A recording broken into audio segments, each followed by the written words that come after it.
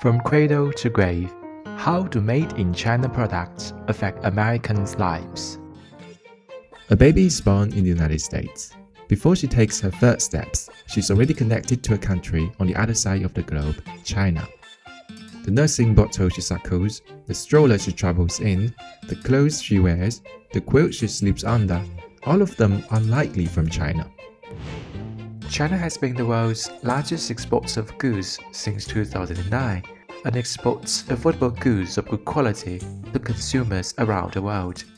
Among them are baby girls' toys. For our industry, the investment in China is deep-rooted. Let's take this beautiful model train, for example. Almost every part of this US product is manufactured in China. But why? There's a lot of hand labor, it's not a lot of machinery. And in the US, the labor rates are too high.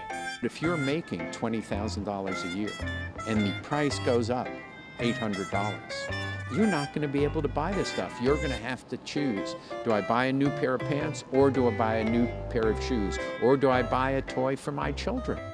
Our baby becomes a girl. She starts to care about what she wears and often finds it difficult to choose between various brands of shoes. Whatever her choice, there is a high probability the label reads "Made in China." Our relationship with China is very important. It's our top supplier of footwear. We have a strong business relationship with China. But why are so many shoes made in China? Relatively low labor costs are no doubt a factor. More importantly, the country has a complete chain of production and logistics to ensure the most efficient manufacturing of shoes. The southeastern Chinese city of Jinjiang is dedicated to shoemaking. The city alone produces 20% of the world's sports shoes. Our girl has now grown up.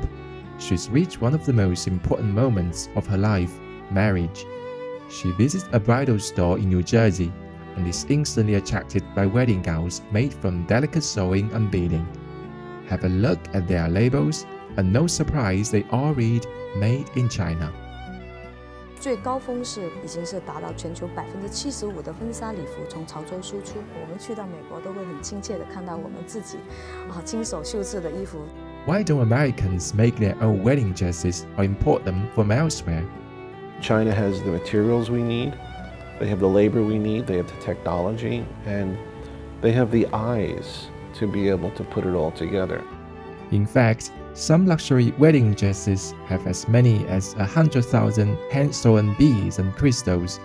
Only extremely skilled sewers, like those in Chaozhou, can handle the work. Our girl has now become old and grey and full of sleep, nodding with her spectacles.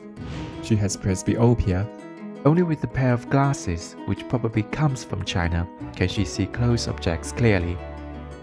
The eastern Chinese city of Danyang is home to the world's largest production base of spectacles. Its output of optical and glass lenses reportedly accounts for 50% of the globe's total. We do have some frames from China, such as reading glasses, and they're really good quality. From baby products to teenage shoes, from a wedding dress to spectacles, Chinese products have been present throughout the lives of Americans. The wealthier China becomes, the wealthier America becomes. Not only are Chinese products good value, they provide variety for US consumers. They're kind of everywhere. I think it's good quality for the price. Distribution and the retail of large numbers of Chinese products also create plenty of jobs in the US. There are probably 1,000 hobby stores in the US that sell this type of product. So that's another, 5,000 people. Furthermore, lots of product design and research work is done in the US, and that's where the big money is earned.